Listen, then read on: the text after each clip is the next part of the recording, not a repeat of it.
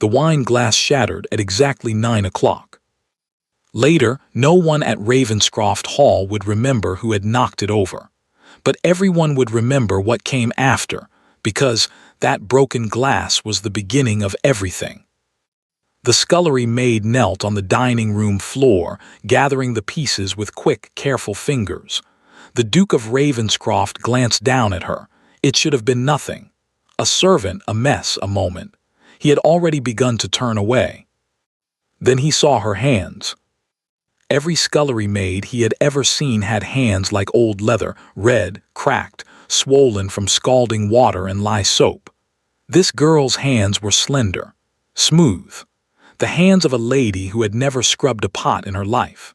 And there, on the middle finger of her right hand, was a small dark smudge he knew very well. Ink. Scullery maids did not write. Most of them could not. The Duke said nothing. He did not call for the housekeeper. He did not ask her name. He simply watched her sweep up the last of the glass, curtsy without lifting her eyes, and slip out of the room like a shadow. But that night, for the first time in 3 years, the Duke of Ravenscroft could not sleep. He would say nothing for weeks. He would only watch. And that silence would change both their lives forever. 3 weeks earlier, a girl calling herself Emma Carter had arrived at the servants' entrance of Ravenscroft Hall with one small trunk and a letter of reference. The letter said she had worked 2 years in a gentleman's house in York. It was signed by a housekeeper named Mrs. Prout. There was no Mrs. Prout. There was no house in York. Emma had written the letter herself, by candlelight, in a cheap boarding room, practicing an older woman's handwriting until her fingers ached. It was the first dishonest thing she had ever done in her life. She told herself it would not be the last, and that she would beg God's forgiveness for all of it later, after she had done what she came to do. The butler, Mr. Crane, had read the letter twice. He was a tall, dry man of about 60, with pale eyes that never seemed to blink, and he had stared at Emma so long that her heart began to pound. "Carter," he said at last, as if the name tasted strange to him. "You'll start in the scullery, 5 in the morning until the last pot is dry. You'll speak to no one above stairs. If I hear one complaint about you, you'll be out that door without a character. Do you understand me, girl?" "Yes, Mr. Crane." Ravenscroft Hall does not forgive mistakes. "Neither do I," Emma thought, but she only curtsied and said, "Yes, Mr. Crane." And so her days became fire and water. She rose in the dark, hauled coal, scrubbed copper pots until her arms trembled, and plunged her hands into water hot enough to make her gasp. The other servants were kind enough. Cook slipped her extra bread, and the housemaids taught her which floorboards creaked. But Mr. Crane watched her the way a hawk watches a field, and Emma could not understand why. She was careful, she was quiet, she made no mistakes. Yet twice in her first week, she caught him standing in the scullery doorway, saying nothing, just watching her work with those pale, unblinking eyes. And twice, he gave her the filthiest tasks in the house minutes before she was due to rest, as if he wanted her too exhausted to think. "He can't know," she told herself. "No one knows. No one alive remembers my face." Because Emma Carter did not exist. Her real name was Emma Ashford, and 9 years ago, her father, Thomas Ashford, the most trusted man of business in the county, had managed every account, every ledger, every penny of the old Duke of Ravenscroft's fortune. Emma still remembered riding beside him in the carriage as a little girl, waiting in the sunny courtyard of this very house while her father worked, a peppermint in her pocket from the old cook. Then in one terrible autumn it had all ended, money missing from the estate, pages of figures in her father's hand, a trial that lasted 4 days. Her gentle, honest father, a man who returned an extra shilling if a shopkeeper made a mistake, dragged away to debtor's prison as a thief and a forger, shouting to the last that he was innocent. Their house was sold.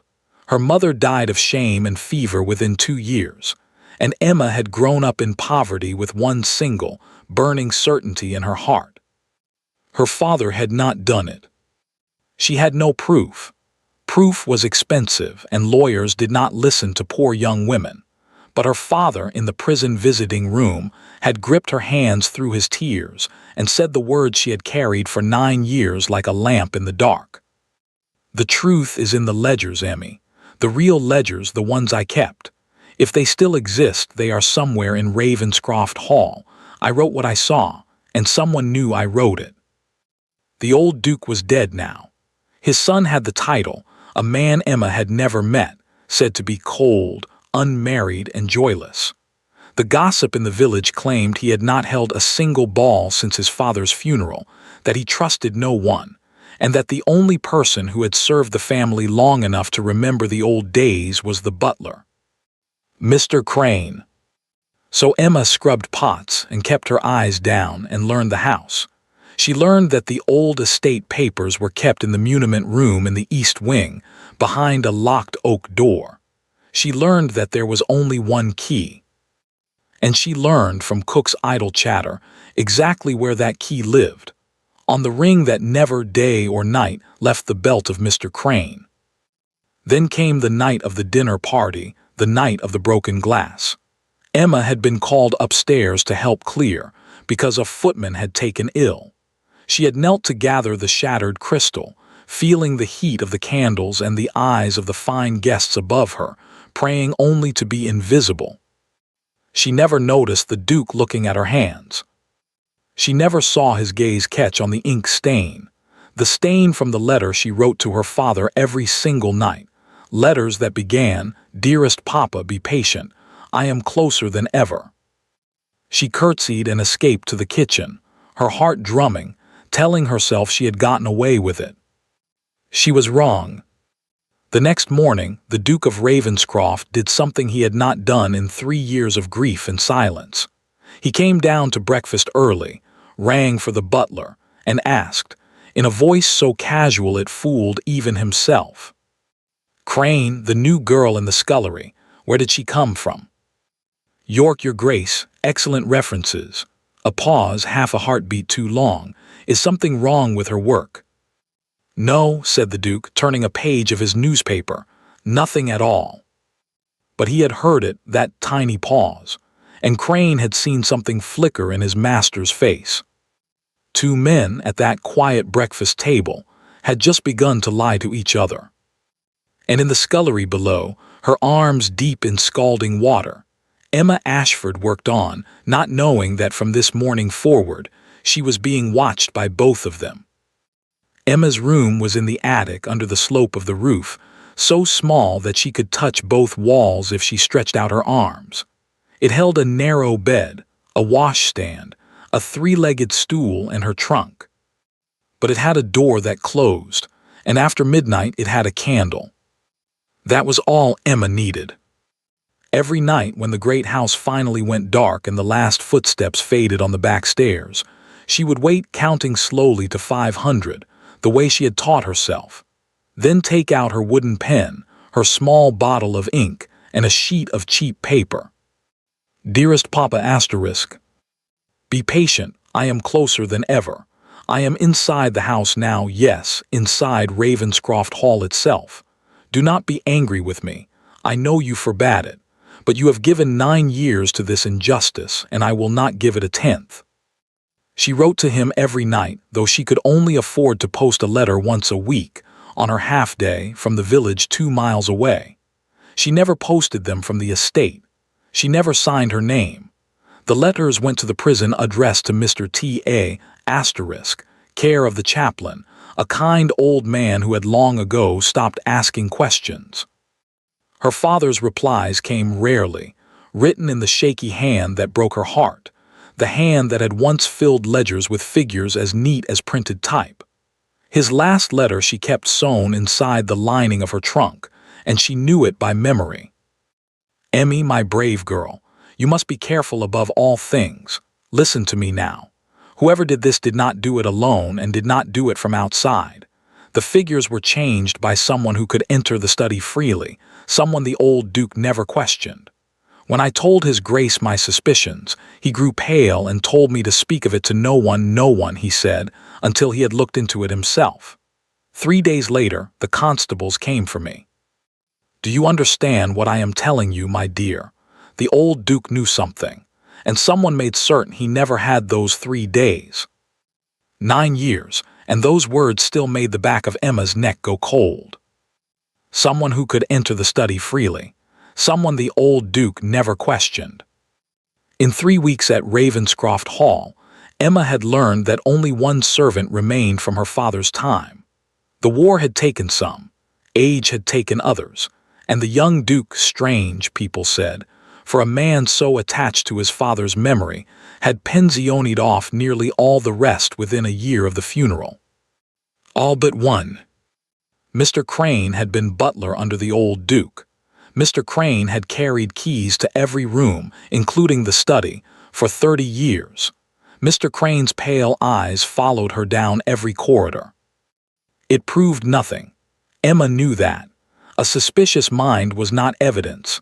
That lesson she had learned in the cruelest way possible, watching 12 jurymen convict her father on suspicion dressed up as figures. She needed the ledgers. By day, she gathered facts the way other women gathered sewing scraps. The muniment room was in the east wing, past the old library, third door on the left. She had carried a coal scuttle down that corridor twice, walking slowly, memorizing. The door was black oak with iron bands, and its lock was old, a big, old-fashioned keyhole, the kind her father used to say a clever child could tickle open with a hatpin. Emma had 2 hatpins. They had been her mother's. The trouble was time. A scullery maid's day was owned by the Bells from 5 in the morning until 10 at night, and the east wing lay on the far side of the house from the attic stairs. To reach it at night meant crossing the long gallery, where the floor creaked, or the main landing, past the door of the Duke himself. The Duke, Emma had seen him perhaps a dozen times, always at a distance, and she could not make him match the village gossip. Cold, they said, joyless, and it was true he rarely smiled, true the great house held no music and no guests beyond a few silent dinners. But she had also seen him, one gray morning from the scullery window, stop in the middle of the courtyard to let the stable boy's puppy attack his boot, and stand there patiently, an important letter in his hand, until the puppy had won the battle. Joyless men did not do that. It doesn't matter what he is, she told herself sternly, plunging another pot into the scalding water. He is a Ravenscroft. His family's name was saved by ruining ours. Duke or puppy or saint, he would throw you into the road the moment he learned your name. Still, since the night of the broken glass, something in the house had shifted. She could not have said what. The Duke came downstairs earlier now. Twice he had passed through the kitchen corridor, where, cook swore, no Duke had set foot in living memory on some errand about the wine cellar. And once, carrying a basin out to the yard, Emma had looked up at the tall windows of the study and seen him standing there, quite still, looking down. Not at the garden, at her. She was almost sure of it. You're frightening yourself, she thought. To him you are a mop and a pail. Great men do not see servants. She had 400 pounds of belief in that idea, and she was about to learn it was counterfeit. It happened on a Thursday, her half-day. She had walked to the village, posted her weekly letter, and hurried back through a spitting rain. Up the back stairs, into her little attic room, peeling off her wet shawl. Emma stopped. Her trunk sat at the foot of the bed, exactly where it always sat. The lid was closed, the leather strap buckled, everything as she had left it. Except, every morning since her first at Ravenscroft Hall, Emma had done one small thing her father had taught her in the prison visiting room, holding her hand, speaking low. If you insist on this madness, Emmy, then you will do it properly. Trust no lock. A lock only tells a thief where to look. Leave a sign instead, something small, something no one would notice. Every morning she laid a single gray thread from her darning basket across the trunk strap, tucked into the buckle, invisible unless you knew. The thread was gone. Emma stood in her wet dress in the middle of the tiny room, water dripping from her hair, and made herself breathe. Slowly, she knelt and opened the trunk. Nothing was missing. Her spare dress, her Sunday shawl, her mother's Bible, her sewing basket, all there, all folded, all just slightly wrong. The Bible face down when she always laid it face up. The shawl folded in 3 when she always folded it in 4. Someone had searched her trunk. Searched it carefully, patiently, and put everything back. Someone with all the time in the world and no fear of being disturbed. Her eyes went to the lining, to the corner seam where her father's letter lay hidden, and her heart nearly stopped. She ran her fingers along the stitching. Intact, her own small stitches unbroken, the letter was safe. This time, Emma sat back on her heels, cold all over, and the thought came to her clear and quiet. Someone in this house does not believe in Emma Carter. She had planned to wait another week, to learn the night sounds of the house better, to be patient the way her father begged her to be patient. There was no more time for patient. Tomorrow night, when the clock struck 1, she was going to the East Wing. The Duke of Ravenscroft had learned patience in the hardest school there is, grief. 3 years ago he had buried his father and inherited a title, a fortune, and a silence that filled 40 rooms. People thought him cold. The truth was simpler. He had stopped trusting his own judgment. His father, the wisest man he knew, had died bewildered and broken, muttering about accounts and betrayal, gripping his son's wrist in the last hour with words that made no sense. The ledgers, Edward, I was wrong. God forgive me, I think I was wrong about him. Wrong about whom? The old Duke never said. By morning he was gone, and Edward had been left with a question buried in a grave. So no, the Duke did not confront the scullery maid with the ink-stained fingers. A younger Edward might have. This Edward set out to learn her, quietly, the way one learns a chess opponent. He began with small things. On Tuesday, he left a book on the hall table where she polished the floor each morning, a volume of Latin verse, laid casually open. Then he stood in the shadow of the library door and watched. Emma scrubbed her way toward the table, glanced at the pages once and looked away. Nothing. But a moment later her eyes went back and moved, left to right, line after line, down the whole page. Her lips shaped a word. She caught herself, flushed, and scrubbed on twice as fast. Scullery maids did not read Latin. On Thursday, he tried something crueler, and was slightly ashamed of himself. Passing through the kitchen corridor on his invented errand about the wine cellar, he paused near the scullery door and said to his valet, in rapid French, "They say the girl is from York, but I would wager £50 she has never seen it."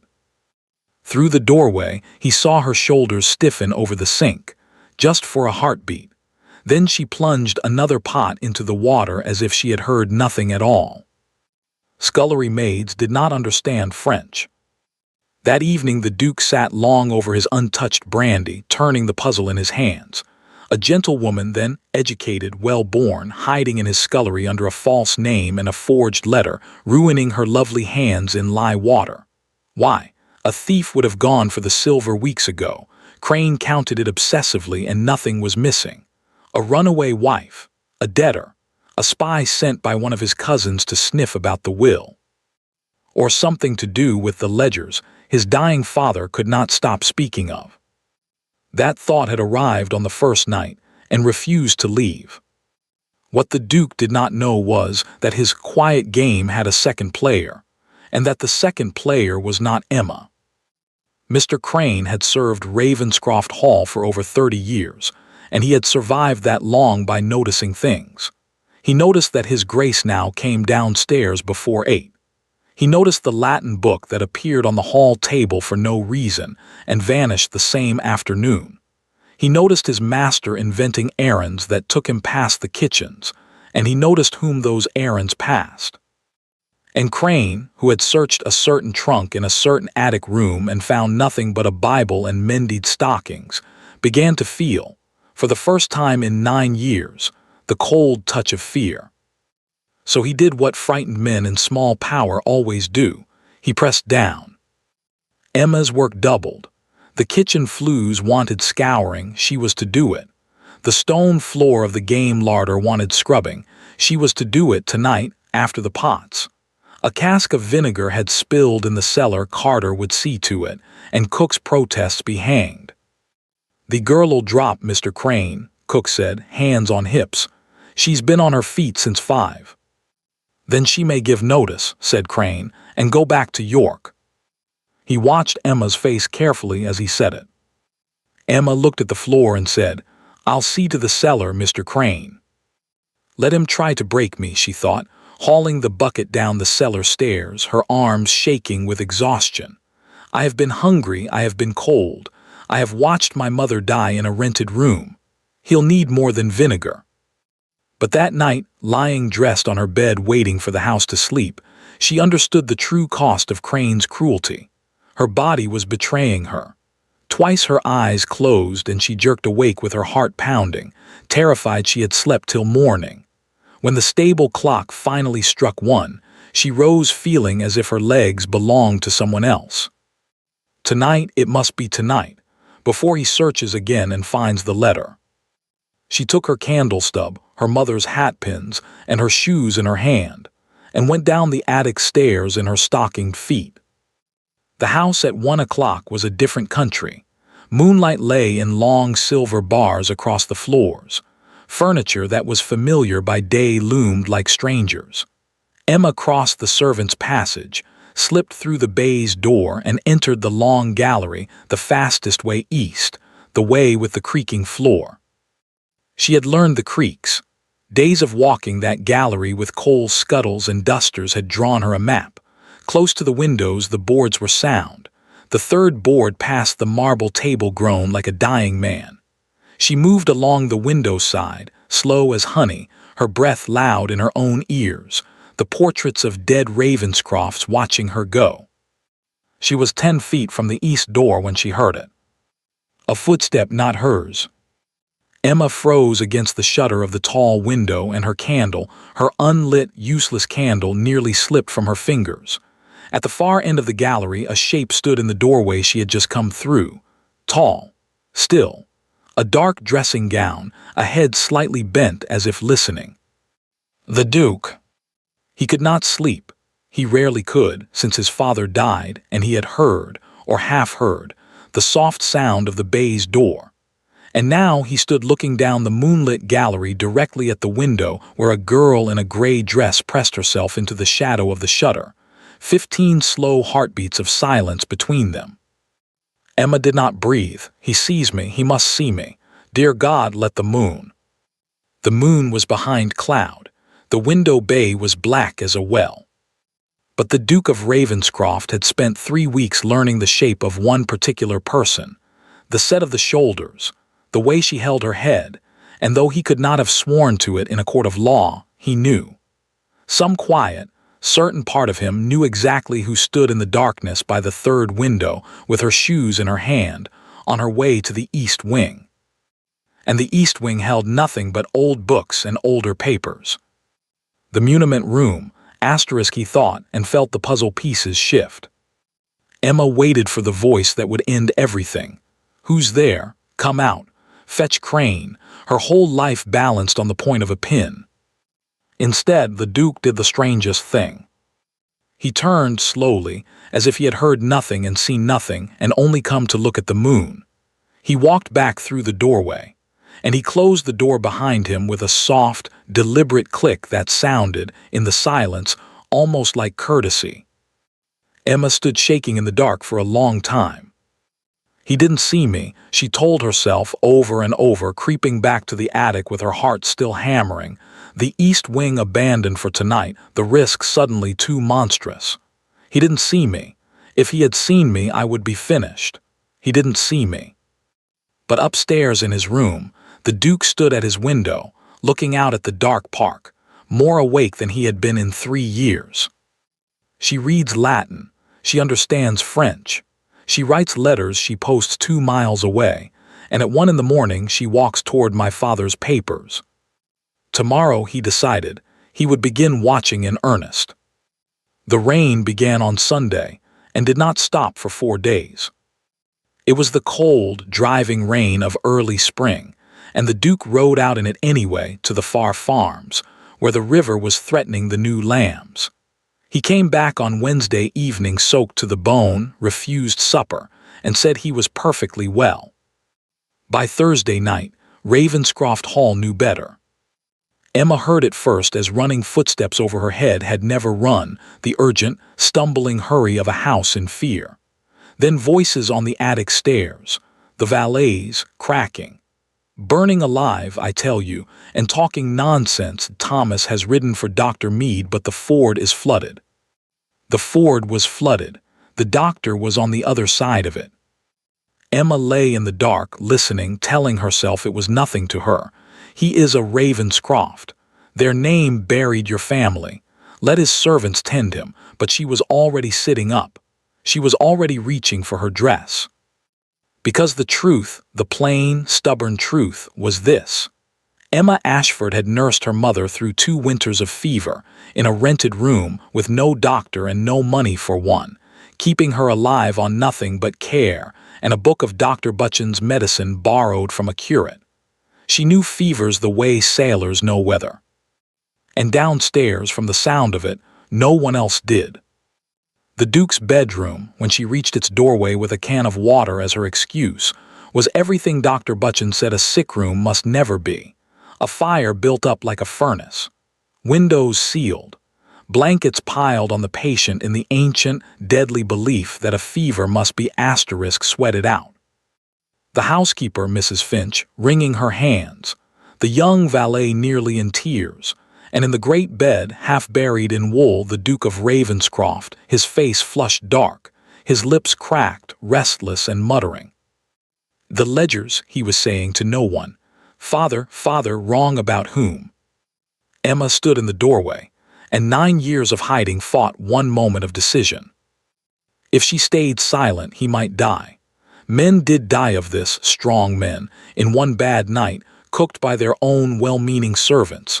And if he died, the estate would pass to some cousin, the house would be shut up, and every paper in the muniment room would be carted away or burned. Her father's truth would die in that bed too. That was the reason she gave herself, anyway, as she crossed the room. The other reason, the memory of a tall man standing patiently in a courtyard while a puppy conquered his boot, she did not examine. Mrs. Finch. Emma's voice came out level and clear, a voice none of them had heard from the scullery girl. The fire must be let down, those blankets must come off all but one, and the window must be opened a hand's width at the top. Mrs. Finch stared. Opened, girl, the night air will kill him. The heat is killing him now. His body is a kettle on the boil and you are feeding the fire. Emma set down her water can and began, quite calmly, folding back the mountain of blankets. I nursed fever for 2 winters. He needs cool cloths, changed the moment they warm his face, his wrists, the back of his neck. He needs willow bark tea if there is any in the still room, and barley water, a spoonful at a time, more than he wants. And he needs the air of this room fit to breathe. We can do all of it before the doctor comes, or he can explain to the magistrate why we did nothing. There is a tone that hospitals and nurseries know, the tone of someone who is genuinely certain. Servants recognize it faster than anyone because their lives are spent obeying it. Mrs. Finch hesitated 1 second more, then turned on the valet. You heard her. The still room. Run. What followed was the longest night of Emma's life. She fought the fever the way her mother's had never been fought, with method, hour after hour. Cloths wrung in cool water, changed and changed and changed. The tea, coaxed between cracked lips. The fire kept low, the window cracked, the room slowly turning from an oven into a place a man might live. Mrs. Finch obeyed her, then began to anticipate her, and somewhere past 3 in the morning started calling her my dear, without noticing she did it. The Duke was the only one who fought her. He was far away in some burning country of his own, and he thrashed and muttered, and once seized her wrist with shocking strength. The ledgers, he said, staring straight at her with bright, unseeing eyes. He knew, and he was afraid, wrong about whom. You never said, you never said asterisk. "Hush," Emma whispered, her heart going like a hammer. He knew and he was afraid. The words dropped into her mind and lay there, gleaming next to her father's letter. The old Duke grew pale and told me to speak of it to no one. "Hush now. Rest."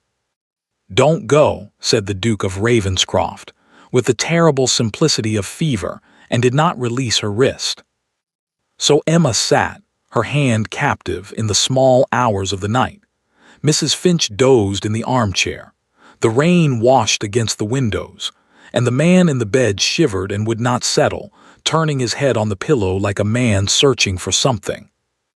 Emma did then what she had done through 2 winters in a rented room without thinking, what her hands and heart did on their own when someone was sick and the night was long.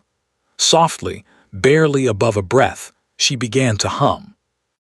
It was an old tune, a strange and particular one, not a hymn, not a country song anyone sang. A lilting minor-key lullaby with an odd little turn in the middle like a question asked and never answered. Her father had sung it to her all her childhood. "Where does it come from, Papa?" she had asked once. And he had smiled and said, "From a grand lady, Emmy. I heard it long ago in a grand house, sung to a little boy who wouldn't sleep. I only ever heard her sing it once, and I never forgot it." The effect on the Duke was extraordinary. He went still, not the ominous stillness of sinking. His breathing eased, slowed, deepened, and the restless searching of his head stopped, as if the thing he had been looking for had finally come. His grip on her wrist softened. By the second verse, for the first time in 2 days, the Duke of Ravenscroft slept. Emma sat frozen, her humming dying away, staring at his quiet face. "It's a coincidence," she told herself. "A tune is a tune. He is exhausted, that's all." Toward dawn the fever broke in the old, drenching way, and Mrs. Finch wept with relief, and Emma slipped away to the scullery before the household woke and became invisible again.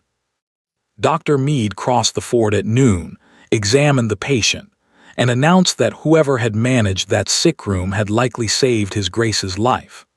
An announcement Mrs. Finch repeated, with embellishments, to the entire servants' hall, while Emma scrubbed pots and wished passionately that the floor would open. Mr. Crane said nothing at all, but his pale eyes found Emma across the kitchen and stayed. The Duke slept most of 2 days. On the 3rd day he was sitting up, weak and hollow-cheeked and entirely himself, when he sent, to Mrs. Finch's astonishment, for the scullery maid. Emma came in her damp apron, her heart in her throat, and stood just inside the door of the room where she had spent that whole secret night. It looked different by daylight. He looked different too, pale, sharp-eyed, watching her with an expression she could not read at all. "They tell me I owe you my life," said the Duke. "They're kind, Your Grace. Mrs. Finch did everything." "Mrs. Finch," said the Duke, "believed night air was poison and has told the entire county so. Don't lie to me. You've a talent for it, but don't." He said it without anger, almost gently, and that frightened her more than anger would have. He was quiet a moment, turning something over. Then, "I remember very little of that night. Voices, the rain, but one thing I remember clearly, and I will ask you plainly." His eyes came up to hers, and they were not fevered now. They were the coolest, most awake eyes she had ever seen. "There was a song, a lullaby, an odd one with a turn in the middle.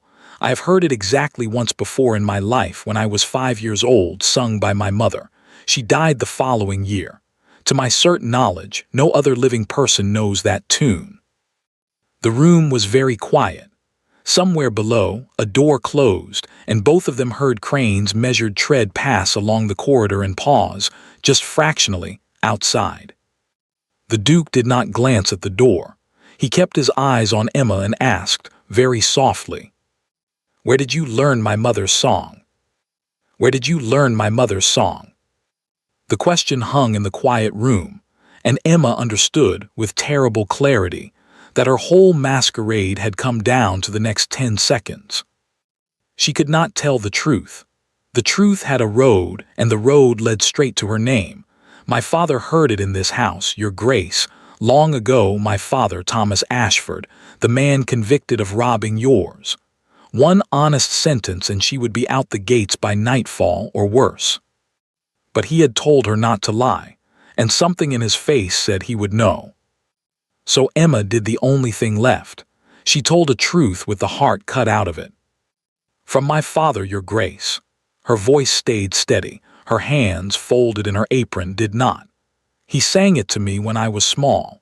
He said he heard it once, many years ago, in a grand house, a lady singing to her little boy who wouldn't sleep. He said he only heard it the one time and never forgot it." The Duke went very still. A lady singing to her little boy who wouldn't sleep. He had been that boy. He could remember the candle, the blue bed curtains, his mother's cool hand.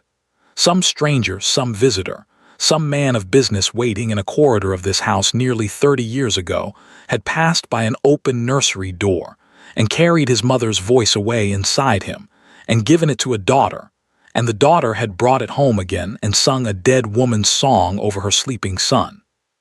He found he could not speak for a moment. "Your father," he said at last, "what was his business that took him into grand houses?"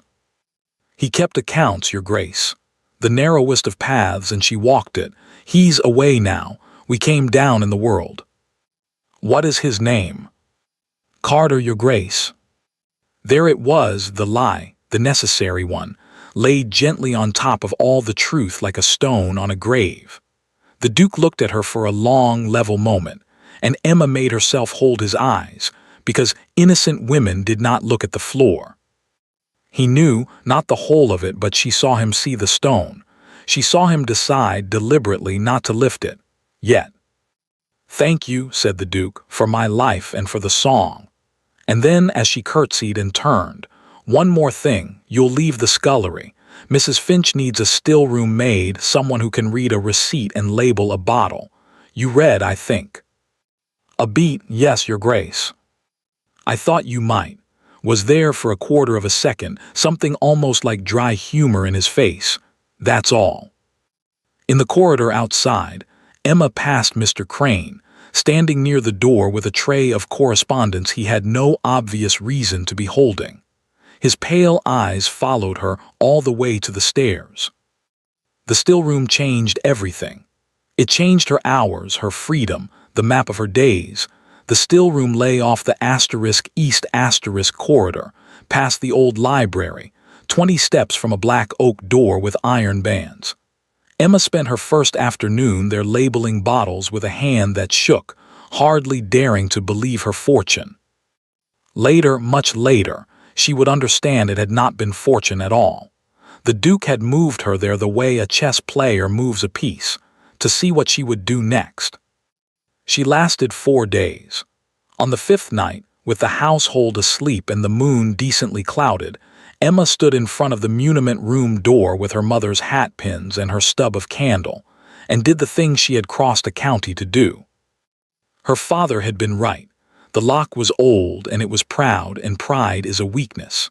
It took her half an hour, 2 bent pins and 1 moment of black despair, and then the heavy bolt turned over with a sound like a knuckle cracking, and the door of the Ravenscroft archives swung open on 9 years of hope.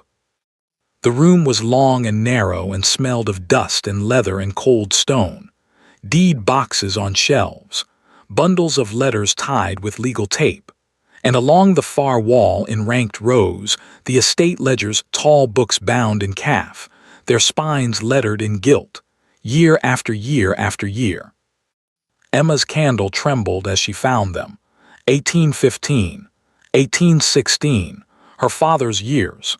She pulled down 1816, the year of the trial, the year of the missing money, laid it on the table and opened it. And there was his handwriting. She had to stop then, with her hand flat on the page and tears burning her eyes. Column after column of that beautiful, upright hand, neat as printed type. The hand that had signed her copybooks and written *Emmy, my brave girl from a debtor's prison. He had touched these pages. It was like finding his footprints after 9 years. Work, she told herself fiercely. Cry later, work now. She knew what to look for. Her father's letters had drilled it into her. The Michaelmas quarter, Emmy, the rents from the northern farms. Nearly £4,000 received, entered by me, and at trial the ledger showed it never received at all, only figures in my hand I never wrote, sums I never made. Someone changed the entries or changed the pages. Find the Michaelmas quarter. Emma turned the leaves toward autumn. July, August. September the 29th, Michaelmas itself, quarter day, the day the rents came in. The page was gone. Not blank. Gone. Cut out close to the binding with something sharp, leaving a stub of paper like a healed scar. Whoever had done it had been careful, the ledger closed and shelved. You would never know. Only here, open under a candle, did the truth show. Between the 28th of September and the 4th of October, 1816, the estate's memory had been surgically removed. Emma sat down slowly on the cold bench. She had prepared herself for anything but this. For proof of guilt, for proof of innocence, not for *absence*. The page that could have saved her father had been sliced out of the world, and with it, 9 years of hope. No, she whispered. No, there has to be. There was, not salvation, but something. Because Emma was her father's daughter and her father was an accountant, and accountants know a truth the rest of the world forgets. Figures do not live alone. Every ledger entry echoes somewhere in receipts, in bank books, in the rough day books clerks scribble before the fair copy is made. She began pulling down other volumes, faster now, the candle burning low. The daybook for 1816 missing entirely from the shelf. The bank passbook missing. Someone had been thorough. But someone had also, more recently, been *clumsy. It was the ledger for last year, 1825, shelved out of order, its ribbon marker still between the pages, that stopped her. She opened it merely to check the sequence and found herself staring. Here were the same northern farms, the same rents. And here, in a cramped, careful hand that was not her father's and not the old steward's, the Michaelmas receipts were entered at figures that made her frown. Emma had grown up on her father's knee doing sums for sport. She knew what northern farm rents ran to. She had heard Cook grumble about what the tenants paid. The figures in the book were short. Not by much, by a sliver, a shaving, 3%, the kind of shortfall no gentleman would ever notice. Every quarter, every year she checked, 1825, 1824, 1823, the same cramped hand, the same shaved figures. The theft had never stopped. Whoever ruined Thomas Ashford had not done it to cover one crime.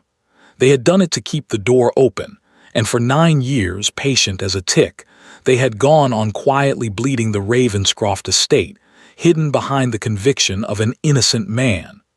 Her father in prison was not the aftermath of the crime. He was its camouflage.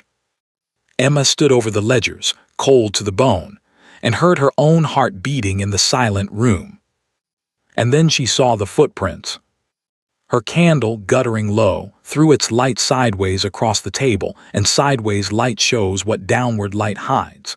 The fine gray dust on the tabletop was disturbed. Not by her. She had worked at the near end. At the far end, where the shelved ledgers stood, the dust showed the clean sweep of a sleeve, the round ghost of a candlestick's base, and on the stone floor beneath, leading from the shelves to the door, the unmistakable half-moon prints of a man's heeled shoes. Emma bent close, her skin crawling. The prints lay on top of the dust, sharp-edged, fresh, days old at most. Someone else had stood exactly where she stood, taken down these same books by candlelight in secret and locked the door behind him. With the only key. A clock somewhere in the house struck 3, very far away. And it seemed to Emma, straightening up in that cold, narrow room with her dying candle, that she could feel the whole silent hall around her like a living thing, and somewhere in it, awake or asleep, the owner of those heeled shoes, who knew what she now knew, who had already cut one page out of history and buried one innocent man. He searched my trunk, she thought. He watches me across the kitchen, and now we have both stood in this room. The question was no longer whether Mr. Crane suspected Emma Carter. The question was how long he intended to let her live at Ravenscroft Hall, and what he would do when he learned whose daughter she was. Emma did not go back to the muniment room for 6 days. Fear kept her out, fear and the healed footprints in the dust. But the ledgers pulled at her like a tide. The shaved figures, the cramped hand, the theft that had never stopped. It was all still there, locked behind the black oak door, evidence of everything and proof of nothing. Proof needed the missing daybook, the missing passbook, the missing page asterisk.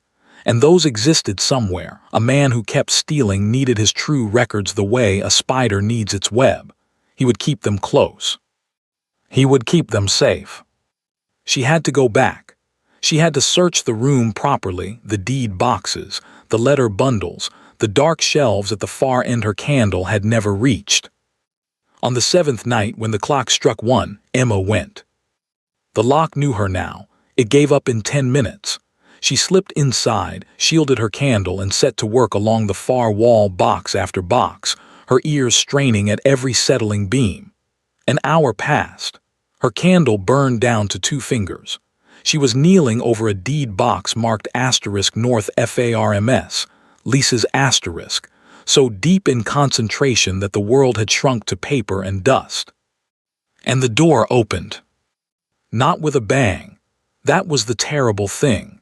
It opened quietly, almost politely, and the draft of it laid her candle flame flat, and a tall figure stepped through with a lamp in his hand and closed the door behind him and turned the key.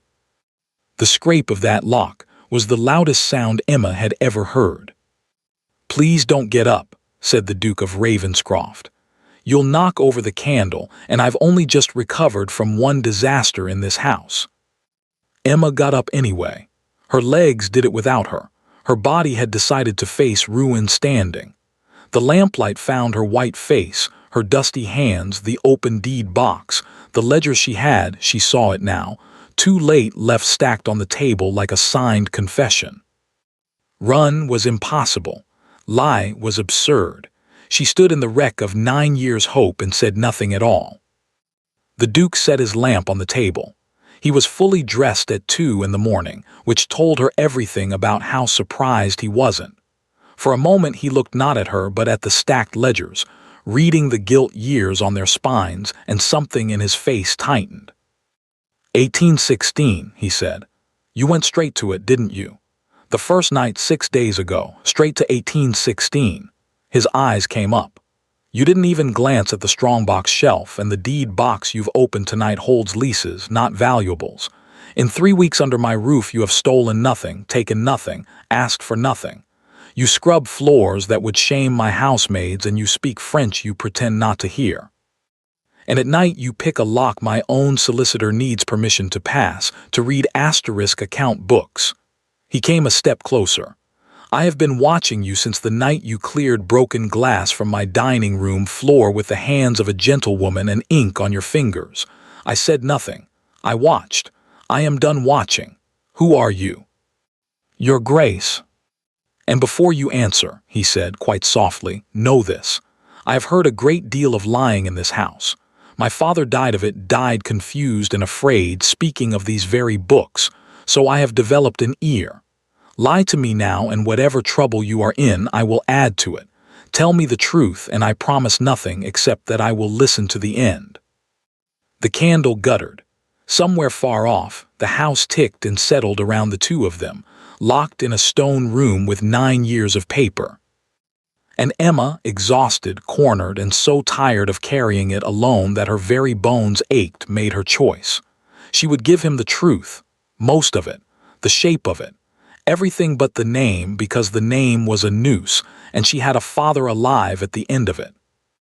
"My father kept accounts," she said. "Great houses, great families, he audited their books, managed their affairs. He was good, Your Grace. He was asterisk honest, you may believe that or not, but hear it. 9 years ago he found something wrong in a client's ledgers. Money going missing quietly, cleverly, over years. He told his client. His client turned pale and swore him to silence, said he'd look into it himself."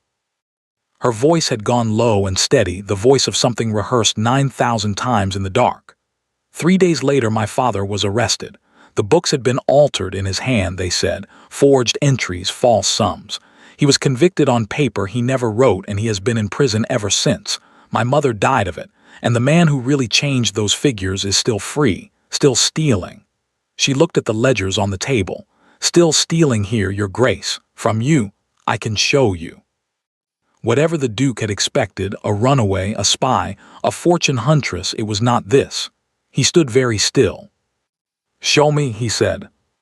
So she did. She opened 1825 under the lamp and walked him through it as her father had walked her through columns as a child. The northern rents, the shaved figures, 3% skimmed off quarter after quarter in that cramped, careful hand.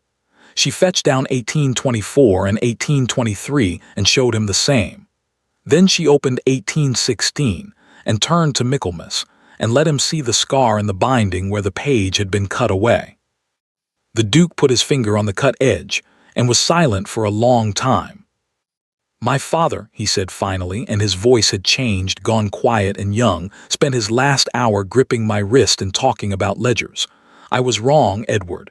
God forgive me, I think I was wrong about him. He never said about whom. I have wondered for 3 years. He looked up. Your father's client 9 years ago, the man who found the theft and was ruined for it. It was my father he warned. This is the house, say it plainly." "Yes," said Emma, "it was this house." "Then give me your father's name." And there it was, the noose, offered gently across a lamplit table. One word, one name, and the papers of the trial would tell him the rest before breakfast. Ashford, the thief Ashford, the forger. 9 years of official truth against the word of the forger's daughter, who had entered his house under a false name with forged references and a picked lock. "No," said Emma. The Duke's eyebrows rose. "Not yet. Your Grace, you promised to listen to the end, so hear this too. The moment you have his name, you have a convicted man, tried and sentenced, and me a proven liar in your scullery. Everything I have shown you tonight becomes a criminal's daughter tampering with your books. You would be a fool not to think it, and you are not a fool." Her chin came up. "But the man who cut that page doesn't know what I know. He doesn't know anyone is counting behind him. Catch him first, catch him with his figures, catch him asterisk stealing, and then I'll give you my father's name and the trial records and every letter, and you may judge us with the truth on the table instead of 9-year-old lies. That is my bargain. It's the only one I have." Silence. The lamp hissed softly. The Duke of Ravenscroft looked at the small, dusty, iron-eyed woman standing in the ruin of her own secret, bargaining with him at 2 in the morning as if she held the stronger hand, and the astonishing thing, he reflected, was that she did. He could break her with a word, and he would lose the only person in the world who seemed to want the same truth he did. "You realize," he said at last, "that I already know more than you think. I know the tune your father heard in this house. I know roughly when he must have stood in that corridor to hear it. I could find the name myself in a week of looking." "Then you'll have found it," said Emma steadily, "and not been given it. There's a difference, Your Grace. I've learned to care about it." Something moved in his face, the ghost, almost, of respect.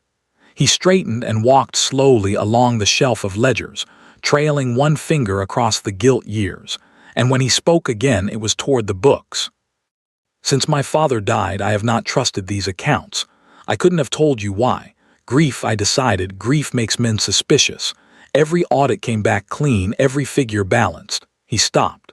"You've shown me tonight why they balanced. The books were kept by the same hand that robbed them." He turned. "So we come to it, you know, and I know whose shoes made those marks in the dust. No, don't look surprised. I saw the prints 4 nights ago. Why do you think the door was watched? There is one man in this house who has carried the archive key for 30 years. One man who served here through 1816. One man my father trusted with everything, his keys, his letters, his private study." He said it without heat, which made it worse. "Crane was my father's man before I could walk. If you are right, if we are right, then the person who ruined your father and robbed mine has run this household over my head for my entire life. He hired every servant in it. He reads the post before I see it." The Duke came back to the table, into the lamplight, and for the first time Emma saw how alone he was, how long he had been alone, in his own house, in his own grief, surrounded by an army recruited by his enemy. So, Miss Carter, since that is the name we are keeping for now. He put out his hand across the ledgers formally, as one man of business to another, and there was grim humor at the edge of his mouth. It appears there are 2 hunters in Ravenscroft Hall, and we have been stalking the same beast from opposite sides. I propose we stop startling each other's game. Emma looked at the offered hand. Somewhere above them, floors away, the house slept on, and one man dreamed his patient dreams, not knowing that in the cold room at the heart of it, all his 2 enemies stood face to face over the wreckage of his lie. She took the Duke's hand. It was warm, and it closed on hers carefully, as if he too could feel that something irreversible was being done. "To the end of it, then," said Emma Ashford, "whatever it costs." She would remember those words later, in a cell in the village lockup, on the worst night of her life, and wonder if God had been listening. There is a strange sweetness in conspiracy. Emma had not expected that. Their war was conducted in whispers and grew its own small rituals. Twice a week, when the house slept, she would slip down to the muniment room, where the door now opened to her own key. The Duke had ordered a copy cut in the market town, by a locksmith who knew nothing, paid in coin that passed through no account Crane could see. They worked at the long table with the lamp shaded low, Emma combing the ledgers year by year, building the case figure by figure, the Duke beside her with his father's letters and diaries, hunting the other end of the same thread. They were building an arithmetic of proof. Emma's method was her father's. Figures do not live alone. Crane's shaved rents had to echo somewhere in the world in the tenant's own receipts, in the corn merchant's books in the bank. So the Duke began, very casually, to ride out. He visited the northern farms about the spring lambs and came home with polite conversation, and folded inside his glove careful notes of what each tenant swore he had actually paid. Emma set the true figures against the ledger's figures, quarter by quarter, and the gap between them grew into a long, damning column. 9 years of it. It came by her arithmetic to over £11,000 of fortune, siphoned off in slivers too thin to see.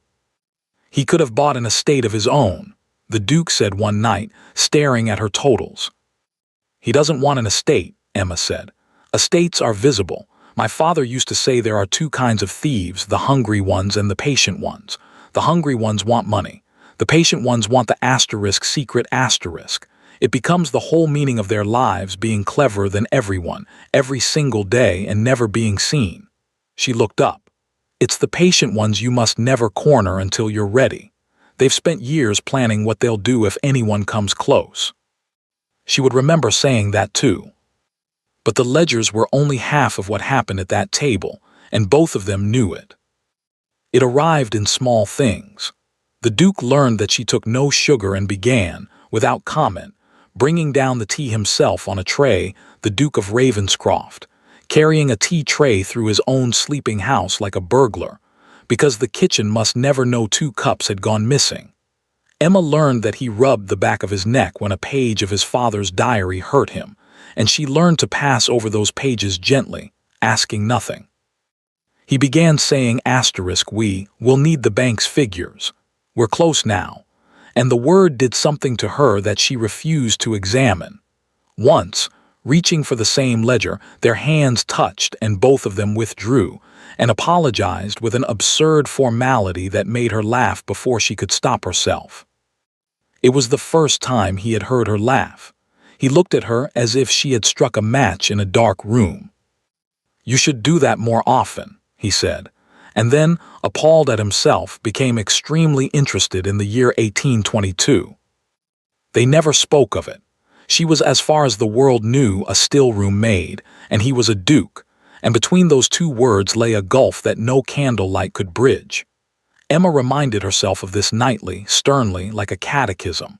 When this ends, however it ends, he learns your name. Ashford.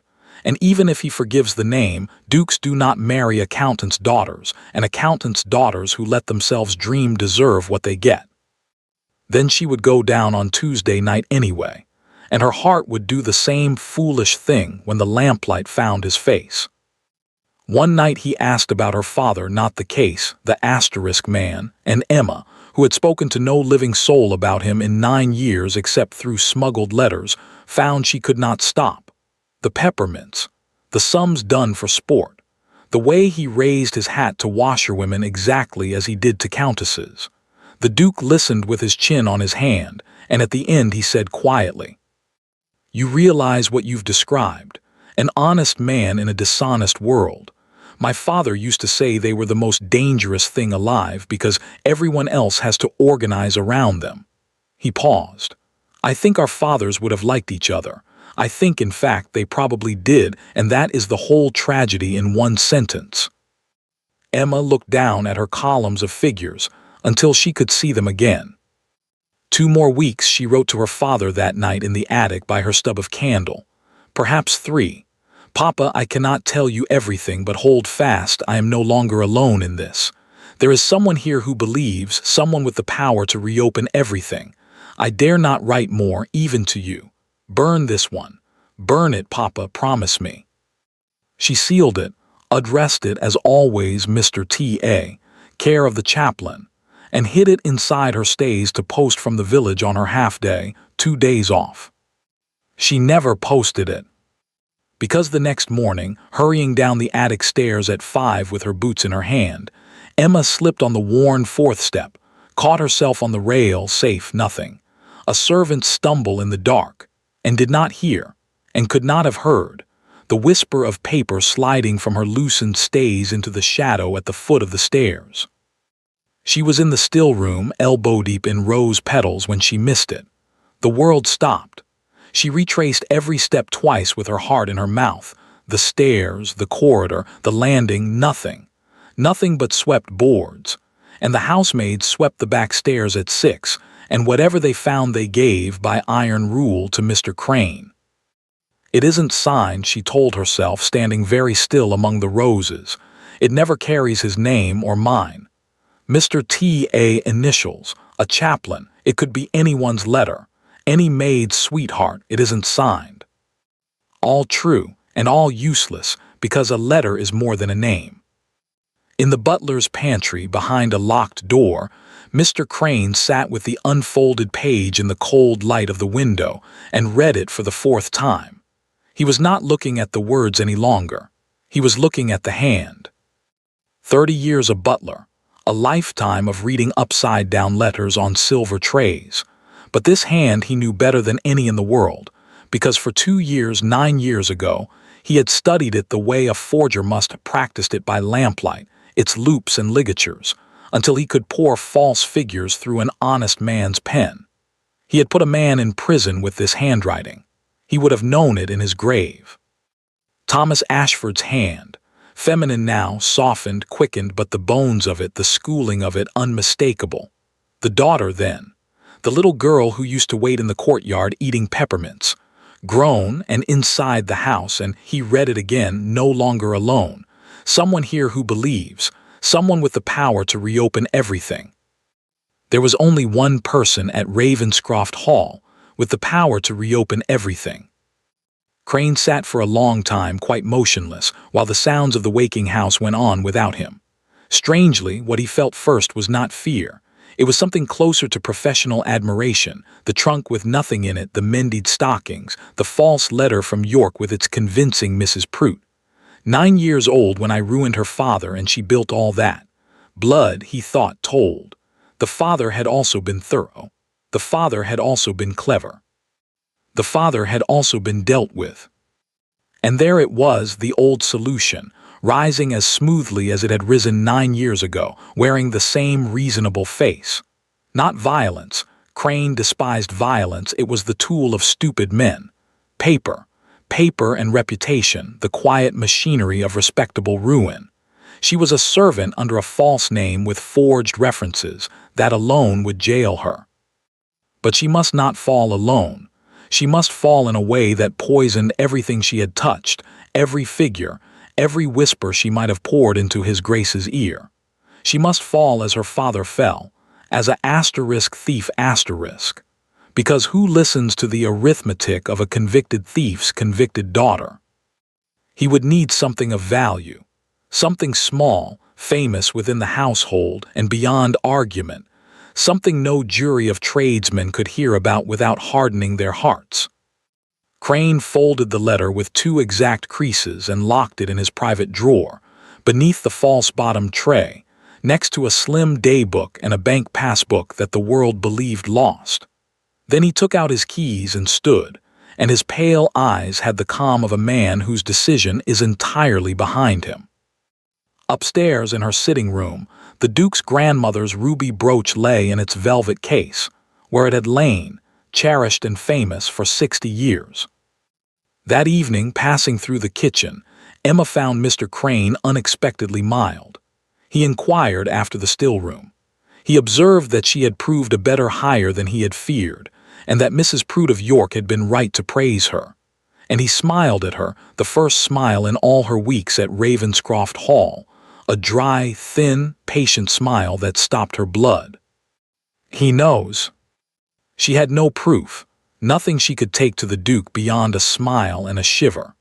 But walking back down the east corridor, Emma understood, with the clear, cold instinct of the hunted, that somewhere out of sight a door had already closed, and that the trap she and the Duke had spent 5 weeks building was no longer the only trap in the house. She was right, it sprang in 3 days. It began, as disasters in great houses do, with a bell. Thursday morning, 9:30. Emma was in the still room straining rosewater when every bell on the kitchen board seemed to ring at once, and a housemaid burst in white-faced. The whole staff was wanted in the great hall. Everyone, at once. Emma dried her hands and went, and knew before she reached the door. She knew from the silence. 40 servants stood ranked on the black and white marble like mourners, and before them stood Mrs. Finch, who had been crying, and Mr. Crane, who had not. The Duke stood on the stairs, very still, one hand on the banister. "Her Grace's ruby brooch," Crane announced to the hall in the flat voice of official grief, "is gone from its case. The late Duchess's brooch, 60 years in this family." A ripple went through the servants like wind through corn. "His Grace has authorized a search of the household, every box, every bed, every trunk. If it has merely been mislaid, we shall all thank God together. If it has not," he let the silence finish the sentence, "then Ravenscroft Hall does not forgive." Search of the household. Emma stood with her hands folded and her face calm and her mind running like a hunted thing. "This is it. This is the trap. It will be in my room. He's had 3 days. It will be in my room, and there is nothing I can do, nothing. I cannot run. Running is confession." Her eyes found the Duke on the stairs. "Look at me," she willed him. You know what this is." He did not look at her. Not once. His face was gray and shuttered, a stranger's face, and he stared over the heads of his servants at nothing at all. The search took 2 hours. They did it properly, in pairs, Mrs. Finch and the head footman going room by room while the staff waited below in a silence that grew teeth. Emma stood through all of it like a woman standing in the sea, feeling the ground being pulled away underneath her, grain by grain, wave by wave. She thought of her candle stub, her hat pins, the copied key to the muniment room sewn into her mattress. The key. Dear God, they would find the key, and the key would need explaining, and the only man who could explain it was standing on the stairs refusing to look at her. At 11:15, Mrs. Finch came down the great staircase carrying something in both hands as if it were hot, and her good soft face was destroyed, and she could not look at anyone. She was carrying Emma's mattress sticking, slit open. And on it, wrapped in a gray woolen stocking Emma had darned herself, lay the ruby brooch of the Duchess of Ravenscroft, flashing in the morning light like a wound. "In the attic," Mrs. Finch said to the floor, "the still-room maid's bed." Every head in the hall turned. 40 pairs of eyes, and Emma stood alone in the middle of the marble under all of them, and the strange thing, the thing she would remember all her life, was that her chief feeling was not terror but a vast, weary recognition. So this is how it felt. Papa. This is exactly how it felt that autumn. The room turning. Everyone you cooked for and worked beside, turning all at once into witnesses. "That is not mine," she said quite clearly. "I have never touched it, it was put there." "Put there," Crane repeated gently as if being fair. "By whom, girl? Who in this house would do such a thing?" And then, with the timing of a man who has rehearsed alone in a locked pantry, he turned to the stairs and let his voice fill the hall. "Your Grace, I had hoped to spare the household this. But the wickedness is worse than theft, and it must all come out now. This woman is not Emma Carter.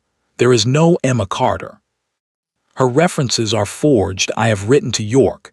There is no Mrs. Prout, no house, no service." A paper appeared from his breast pocket, unfolded with 2 exact creases.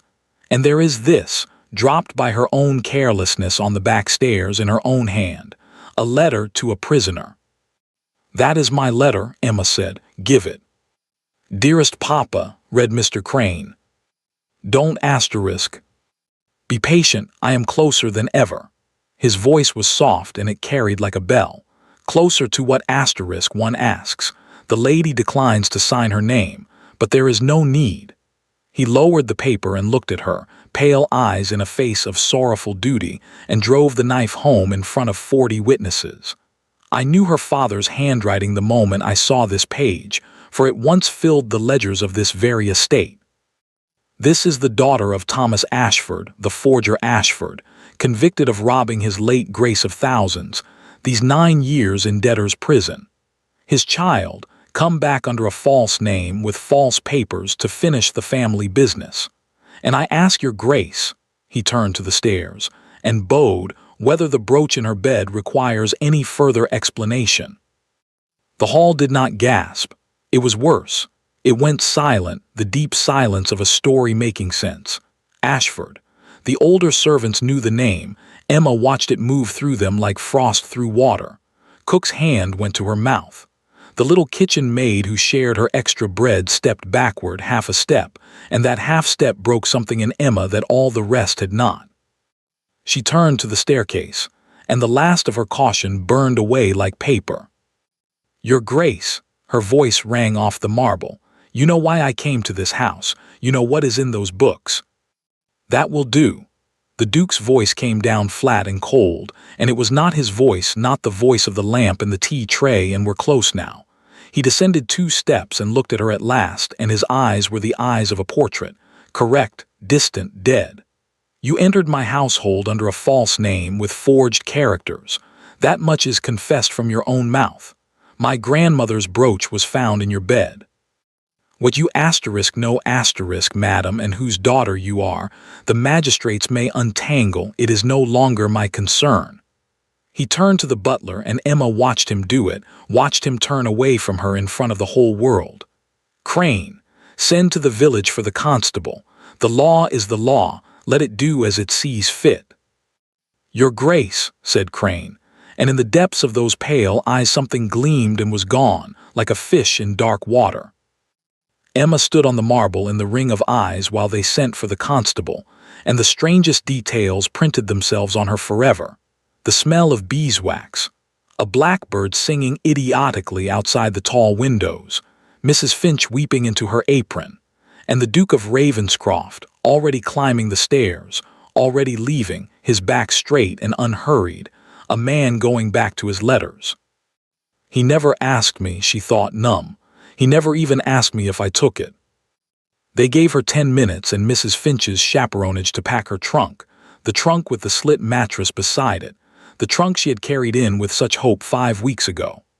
At the bottom of it, under the Sunday shawl, her fingers found her mother's Bible, and Emma held onto it the way drowning people hold things, all the way down the back stairs, past the silent kitchen, out through the servant's door she had first entered in the rain. The constable was a decent, embarrassed man with a cart. It was market day. The whole village saw them come down the high street, and the whole village would talk of it for a year. The lockup was a single stone room behind the courthouse, with a bench, a bucket, a window the size of a Bible, and a door of iron studs that closed with the same sound. Exactly the same sound, she thought, and nearly laughed, and wept instead, as the muniment room's lock turning over. Night came early to a room like that. Emma sat on the bench with her mother's Bible on her knees and let it all come down on her at last, because there was no one left to be brave for. Tomorrow, or the day after, the magistrates. The forged references undeniable. The brooch, 60 years famous, found in her bed. The name Ashford lying over all of it like a grave slab. They gave her father 14 years for paper. What would they give the daughter who came back with false papers and was caught, as all the world would say, red-handed? Prison. Or transportation. They still transported women. She had read of it, the hulks, and then a ship, and the other side of the earth. And her father would hear of it in his cell from some kind, murmuring chaplain, and he would understand that she had failed, that Crane had won twice over, and that the last thing his daughter's love had accomplished was to hand their enemy the perfect end to his story. The Ashfords, father and daughter, bad blood, born thieves. No one would ever count those figures again. Crane had not just beaten her. He had buried the truth so deep it could never be dug up, because now every word of it would come from convict mouths. But that was not the worst. Emma pressed her forehead against the cold Bible and made herself look at the worst, because lying to herself was the one luxury she had never allowed. The worst was the staircase, the gray shuttered face. It is no longer my concern. She had known better. That was the unbearable part. She had known. She had recited it like a catechism night after night. When he learns your name, it ends. Dukes are dukes. Do not dream. And then he had carried tea trays through a sleeping house and said we, and looked at her when she laughed as if she were a lit match, and she had dreamed anyway, oh, worse than dreamed.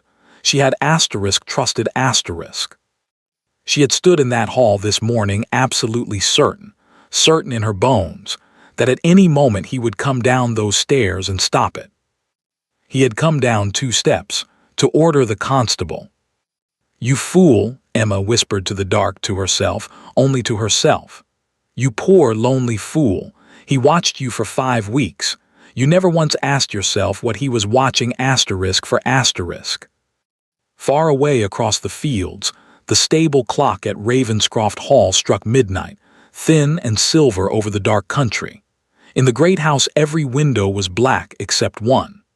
In the butler's pantry a lamp burned late, and Mr. Crane sat beneath it with a glass of his Grace's port at his elbow, writing out, in his cramped and careful hand, a fair statement of events for the magistrates. He permitted himself at the end of it one small, dry, patient smile. 9 years ago he had done all this alone, and it had held. This time had been easier.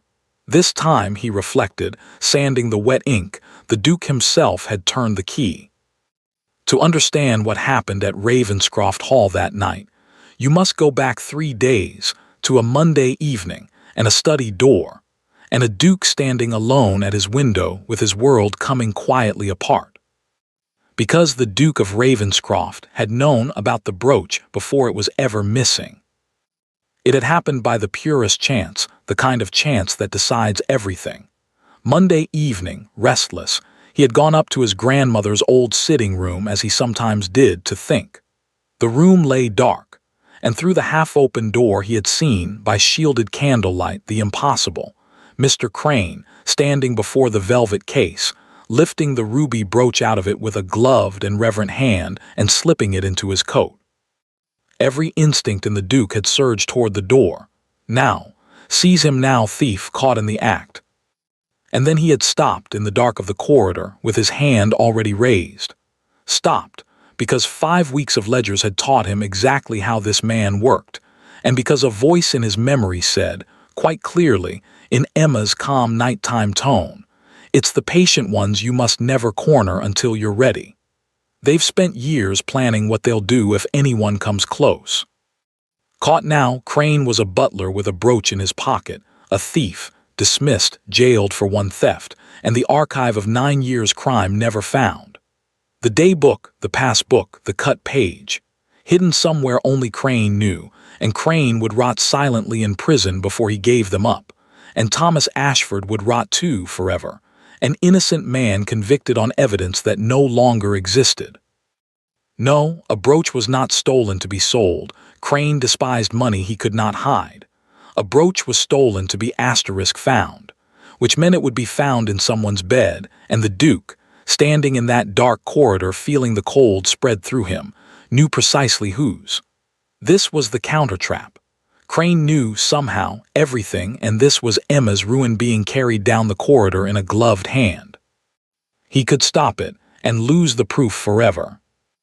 Or he could let it happen, let the trap close on her, play the cold Duke, the deceived master, so perfectly that Crane, triumphant, vindicated, safe, would finally do the one thing 9 patient years had never made him do: relax. And then, with victory in his hands and the Ashford threat destroyed, Crane would go to wherever his true records slept, either to gloat or to burn them at last, because the letter on the back stairs had taught him that hiding places can fail. The Duke stood in the dark corridor for a long time. She will believe it, he thought. That's the price. For it to work, it must work on her too. Crane reads faces the way she reads figures. One warm glance from me and he'll smell the floor of the trap. She will stand in my hall and be called a thief and look to me, and I will turn away. She will spend a night in a cell believing I abandoned her. She will hate me, and she will be right too. He thought of a lamplit table and a laugh like a struck match, and to the end of it then, whatever it costs. "Forgive me," said the Duke of Ravenscroft quietly to no one, and went downstairs to send 2 letters, one to Sir John Purefoy, the magistrate, a man his father had trusted like a brother, and one to his solicitor in the market town. Both letters said, in essence, the same astonishing thing: be ready. Say nothing. And whatever you hear from Ravenscroft Hall in the next 3 days, believe none of it. So when the bell rang on Thursday morning, when Mrs. Finch came down the stairs carrying ruin in both hands, when Crane unfolded his letter with 2 exact creases and drove his knife home, the Duke stood on his staircase and gave the performance of his life, with his heart breaking quietly inside it. It is no longer my concern. 2 steps down. The constable, the turned back. Every word placed like a stone, and behind his shuttered face a single thought, over and over, as they led her away with her mother's Bible clutched to her chest. "Look at me one more time and I am lost. Don't look at me. Hold on, Emma. One night. Give me one night." Crane gave him less than that. At 1:30 in the morning, Emma awake on her bench in the lockup, the great house dark, the port glass empty in the pantry. A lamp came down the east corridor of Ravenscroft Hall, moving without hurry, carried by a man who had waited 9 years to be finally, perfectly safe. Mr. Crane had considered the matter from every side, as he considered everything. The girl was destroyed. Her testimony was a convict's raving now. But her letter had said someone here believes, and though His Grace's conduct on the staircase had been everything Crane could wish, a careful man tidied up. The true records had served their purpose. £11,000 sat untraceable where it had always sat. It was time, at last, for the fire. He unlocked the muniment room with the key that had lived 30 years on his belt, hung the lamp on its hook, and went. And this was the beautiful, the fatal thing, not to the shelves. He went to the far corner, to the 3rd flagstone from the wall, the one with the chipped lip. He knelt, worked the stone up with the flat of a chisel, and lifted from the dry hollow beneath it a package wrapped in oilcloth. A slim day book, a bank passbook, and one folded leaf of ledger paper, cut close to the binding, 9 years old. "Thank you, Crane," said the Duke of Ravenscroft, from the darkness by the door. "We could have searched a year and never found that stone." The lamp showed it all as the shadows moved. The Duke, fully dressed, stepping from behind the great oak press. Sir John Purefoy the magistrate, grim as granite, from the other side. The Duke's solicitor with his notebook already open, and filling the doorway the head groom and 2 footmen, the 3 servants in the house hired personally by the old Duke, the only 3 Crane had never chosen. 5 witnesses, and Mr. Crane on his knees on the cold floor with everything in his hands. It must be recorded in fairness that he was magnificent for exactly 4 seconds. The pale eyes flickered once to the door, the window, the lamp measured every distance, found everyone impossible and went still. Then he rose, brushed the dust from his knees and said, in the flat voice of official grief, "Your Grace, I received information that the Ashford girl had an accomplice and hidden papers. I came to secure them for the magistrates." "At 1:30, said Sir John Purefoy, alone with a chisel. "Hand them to me." What was in the oilcloth hanged him figuratively. This story spills no blood, though for a moment, reading, Sir John looked as if he could have wished it. The daybook, in Crane's own cramped hand, was the true record 9 years of false ledgers had been built upon. Every shaved rent, every quarter, every year, a masterpiece of patient theft, kept as such men always keep them, because the secret is worthless if even its keeper cannot admire it.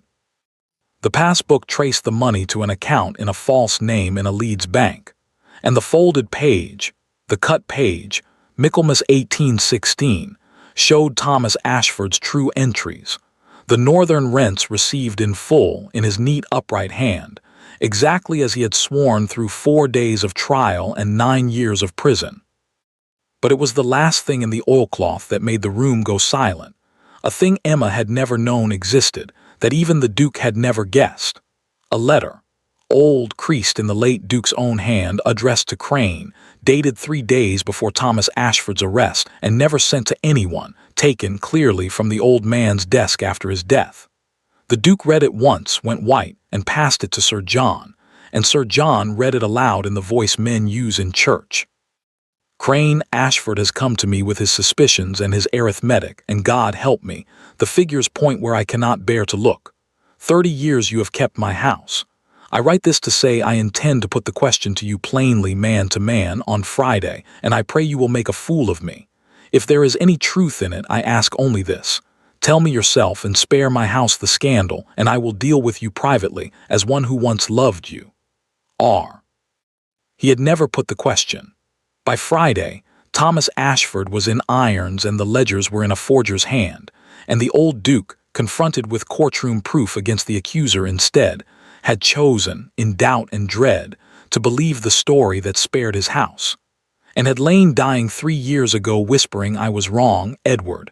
I think I was wrong about him," while the man he had once loved stood at the foot of the bed, holding his cordial.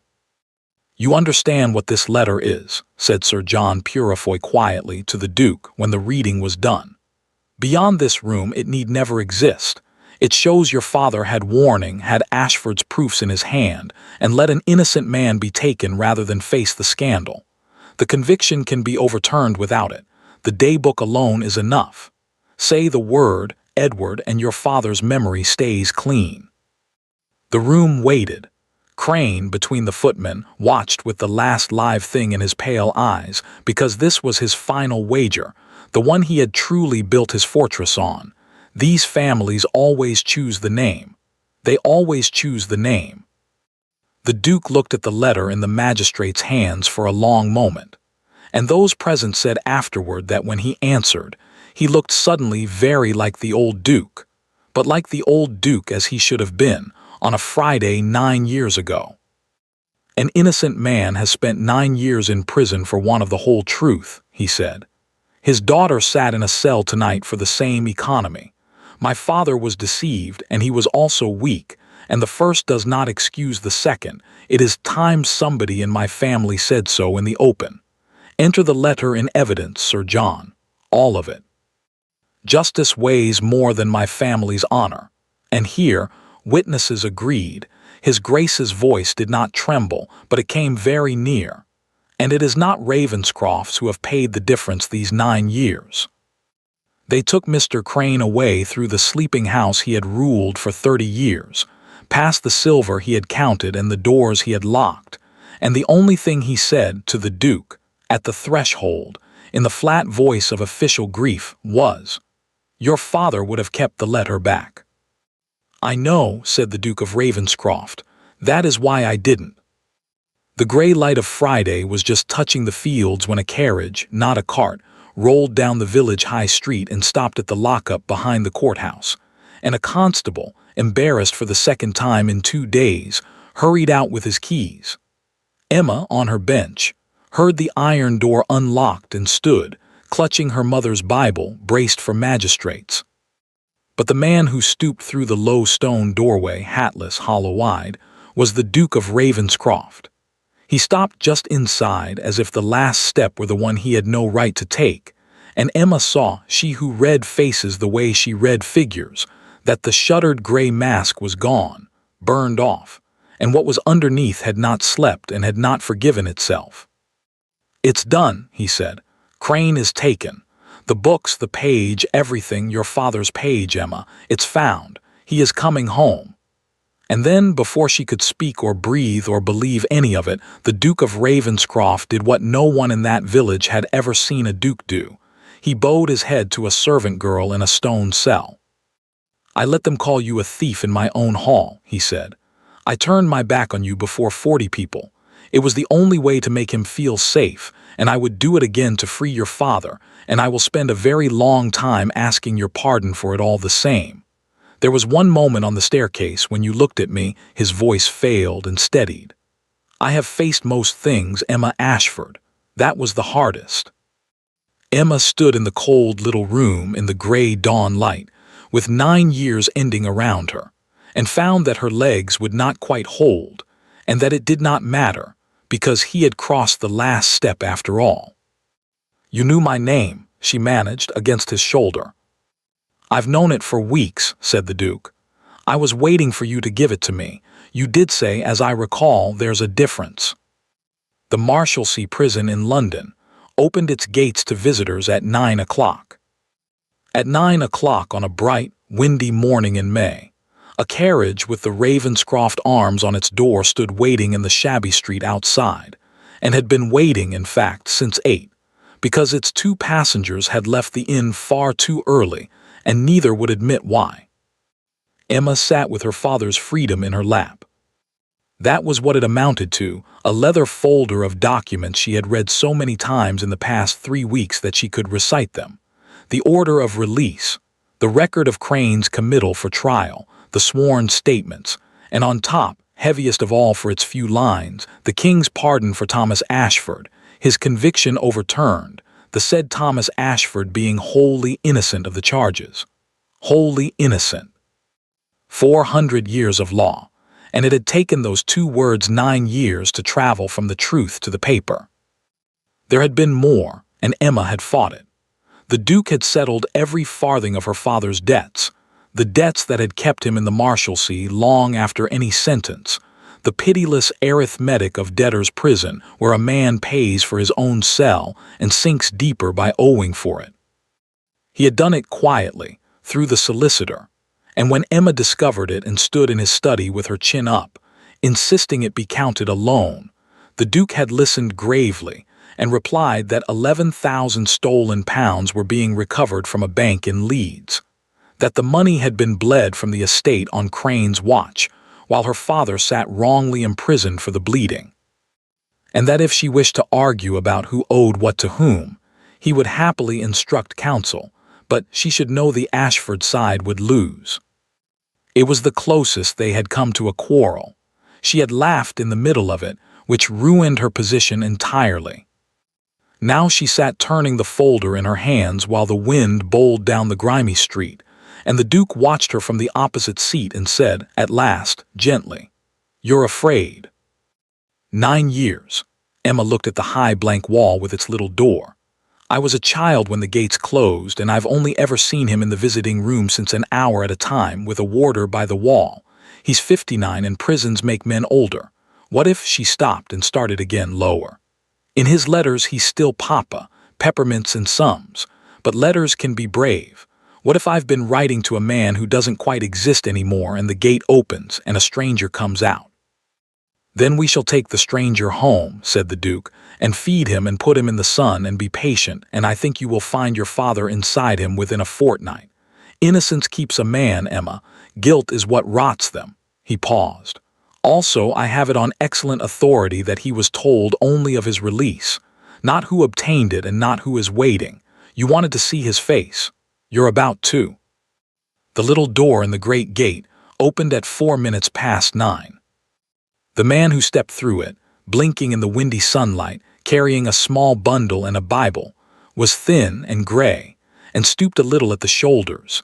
And Emma, who had planned a composed and gentle approach so as not to overwhelm him, was out of the carriage before the footman touched the door, running across the cobbles of a public street with her bonnet blowing back.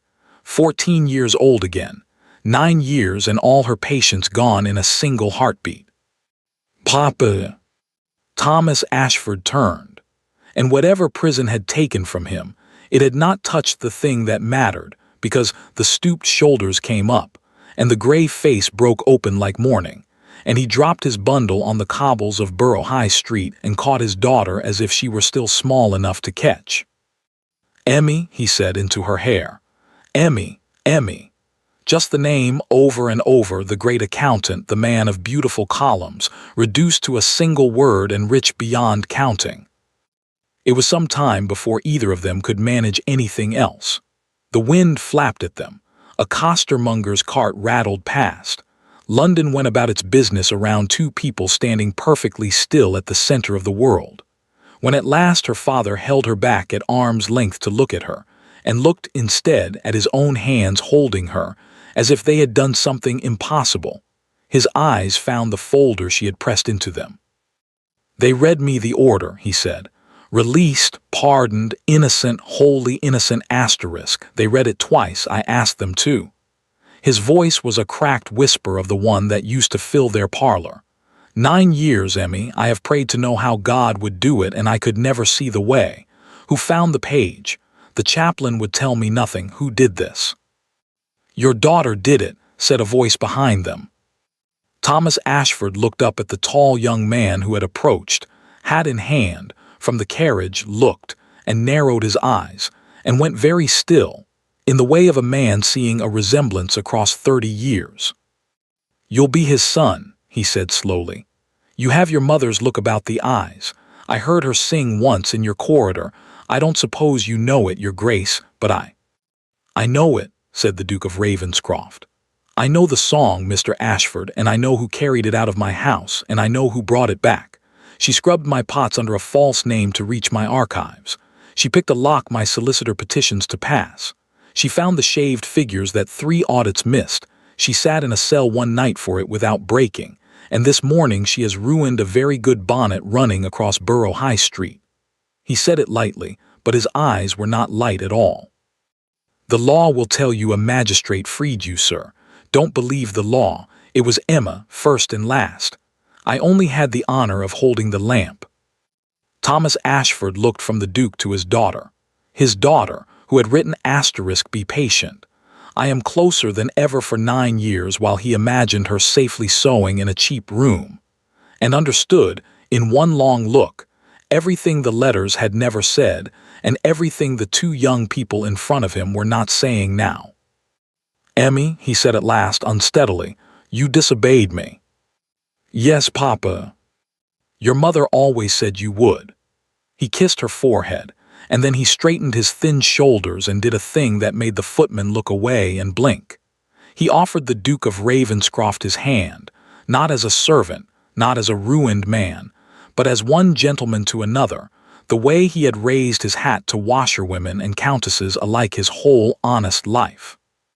"Your father wronged me, your grace, and your father was deceived as I was. I'll carry no grudge against the dead, but I'm told the chaplain hears everything, that when you were offered the chance to keep his weakness dark, you put it into evidence with your own hand." His grip tightened. "I kept books 30 years. I know what that entry cost." "Less than yours cost you," said the Duke. "It's a debt the Ravenscrofts won't clear in my lifetime, but I've a proposal toward the interest if you'll hear it over breakfast. You'll find, sir, that freedom smells considerably of coffee."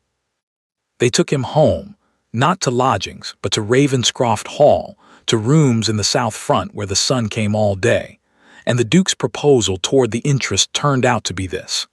The estate wanted a steward it could trust. The books wanted rebuilding from 9 poisoned years, and there was one man in England who knew those ledgers to the last farthing and had proved he would go to prison rather than falsify a line. Thomas Ashford wept over the offer, accepted it within the week, and was discovered by the housemaids before the month was out, teaching the kitchen maid's little brother to do sums for sport, with peppermints for prizes. The county, which had dined on the scandal of Crane's arrest for a season, performed its inevitable somersault. The same drawing rooms that had whispered *Ashford like a curse for 9 years now retold the whole tale breathlessly. The false maid, the midnight ledgers, the brooch, the flagstone, and it improved with every telling.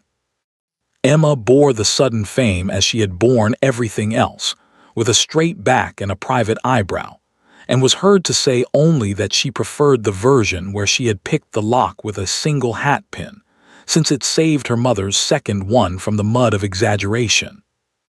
And on a golden evening at the end of June, the Duke of Ravenscroft asked Miss Emma Ashford to walk with him in the rose garden. The household observing this departure from every window that could decently manage it, and stopped by the sundial, and turned to her, and got no further than her name before he had to stop and begin again. I faced Crane across a dark room, he said, with more composure than this. Emma, I had a speech. I've had it for weeks. I wrote it the night you sat in that cell, and I walked the gallery till dawn hating myself. It was a very good speech.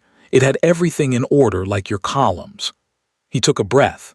It's gone, so you shall have the plain figures instead, and you may audit them. I love you. I think I have loved you since the night you stood in the archive dust and refused to give me your own father's name because you'd promised yourself you'd earn the telling. I am asking you to marry me, and before you answer, there's an entry I must put in evidence against myself, because I won't build this on a hidden page. He held her eyes, the way she had once made herself hold his. I lied to you once. On the staircase before all of them, when you looked up at me, I turned away and let you go to that cell believing it. I'd argue it was necessary. It was still a lie, and you paid for it, and I've not slept properly since. So the promise is this, and it's the whole of my fortune, never again. Not to spare you, not to save you, not for any strategy on earth. Whatever comes, you will have the truth from me first and everything else after. That's the contract, Emma. Audit it. Emma looked at him for a long moment in the low gold light. This man who had put his own father's shame into the record for hers, who carried tea trays like a burglar, who confessed his one lie in the middle of his own proposal, because he could not bear a shaved figure even in his happiness. The accounts balance, your grace, she said, not quite steadily. Yes. He laughed. Those at the windows swore to it. The Duke, who never laughed, and produced the ring. And it was not the Ravenscroft diamond, which he had judged correctly, that she would find visible. It was a small, fine, old-fashioned band of rubies that had belonged to his mother, the Lady of the Lullaby, and it fitted as if someone had measured her finger while she slept, which Mrs. Finch later admitted, using a loop of thread and enormous stealth someone had. They were married in September in the village church, with the whole household in the pews, and Thomas Ashford, upright as a column of figures, giving away the bride. And it was noticed, the county noticed everything that year, that when the register was signed, the new Duchess of Ravenscroft wrote her name in a hand so beautiful, so neat, so exactly like fine print, that the old vicar looked at it twice. "You've a remarkable hand, your grace," he said. "Thank you," said Emma. "It's my father's." 2 years later, on a warm evening in June in the year 1828, the windows of Ravenscroft Hall stood open to the rose garden, and the house, the county still remarked upon it, was full of noise. Music first. The Duchess of Ravenscroft sat at the piano in the long drawing room, playing something light and quick, while on the carpet beside her a very small person with the Ravenscroft eyes and the Ashford chin, the Lady Charlotte, aged 11 months, tyrant of 40 rooms, conducted the performance with a wooden spoon. On the sofa, upright as a column of figures even in his shirt sleeves, sat the steward of the estate, pretending to read the corn prices and actually watching his granddaughter with an expression that would have astonished 9 years of prison warders. "She has your ear, Emmy," said Thomas Ashford. "She came in on the beat that time with the spoon." "She has your patience," said Emma. She's been rehearsing the same passage for an hour." "That," said her father comfortably, "she has from her mother." By the window, the Duke of Ravenscroft was frowning over a letter, but it was a frown with no weather in it, and Emma finished her phrase and said, without turning, "The Leeds Bank again." "The last of it. Sir John writes the final sum was paid over Tuesday." He came and set the letter on the piano. £11,000 and 9 years' interest, clawed back shilling by shilling from a false name in a Leeds ledger. The northern tenants' portion had been quietly returned to them 2 years since, and the village school that the remainder built had opened at Lady Day, with a brass plate by the door that said "Only in memory of an honest man's 9 years." The county assumed it referred to some Ravenscroft. The family let them. Of Mr. Crane, the letter said little, and the household said less. He had been convicted on his own beautiful daybook. Juries, it turned out, could admire craftsmanship and despise the craftsman in the same quarter hour, and transported for life.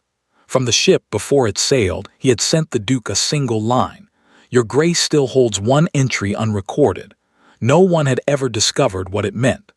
Crane, patient to the last, had presumably intended no one should. Later, the baby asleep, the steward gone up with his candle, the house settling into its warm summer dark. The Duke and Duchess of Ravenscroft walked the rose garden alone, along the path to the sundial, as they did most fine evenings. And it was there, with her arm through his, that Emma said, in the tone of a woman finally opening an account left too long unexamined, "Edward Crane's entry, the unrecorded one, I know what it is." "Do you?" said the Duke carefully.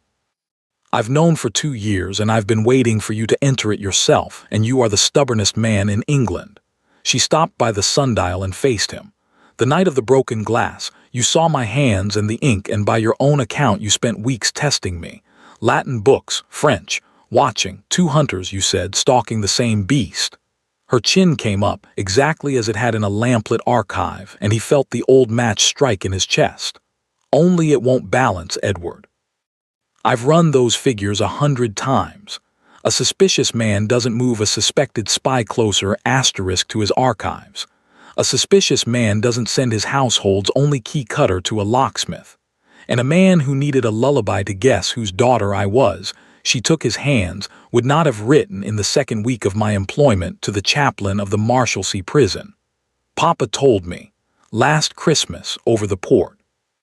A letter came, he said, 2 years before my release, asking most particularly after the welfare and whereabouts of the daughter of Thomas Ashford, and signed only a friend to the family. The chaplain, bless him, answered that she was believed to be in service in the north and safe. Her voice softened. The 2nd week Edward, before the fever, before the song. You knew me almost from the first. So the entry I want recorded, under your own rule of the whole truth first, is this: when and how. The Duke of Ravenscroft looked down at his wife's hands in his, ringed now, and still ink-stained. Because Duchess or no Duchess, she kept the estate's private accounts herself, in a hand like fine print, and began, slowly, to smile. "You'll want the source document," he said. "Very well. It's 12 years old. It's a summer morning, and a young man of 23 is sitting on the mounting block in his father's courtyard in the blackest temper of his life. He'd quarreled with the old Duke about his future, the way sons do, and been told he was ornamental and idle and would come to nothing, the way fathers do. And while he is sitting there despising the world, he becomes aware that he is being watched by a person of 9 or 10, in a blue dress, who has been waiting by the accountant's gig and chalking sums on my flagstones. Long division, said the Duke, for pleasure. I'd never seen anything like it.